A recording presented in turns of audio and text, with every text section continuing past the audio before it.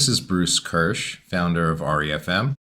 There are two files that go along with this video tutorial, and you can find them both on the Materials tab of the lesson page.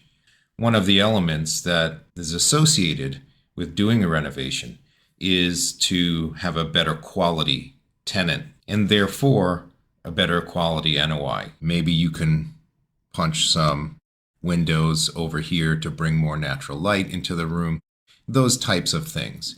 And we make an election to pull it offline when the lease expires. And so the rent basically drops to zero. We're now collecting $0 of rent. Now, hopefully this is no more than 3 months. There's no right or wrong. You just need to choose one of these methods and go with it and recognize it for what it is and the shortcomings of it.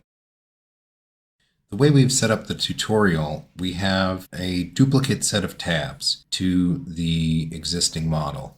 The ones that are shaded blue are the ones that we're going to be working through, and start with the prefix EX standing for exercise. If you have two screens, you can put this on your left-hand screen and this on your right-hand screen. Now that we've successfully modeled in the forward year trigger, which allows us to model through the forward year and no further, let's go ahead and move into the GPR line, which is row 32.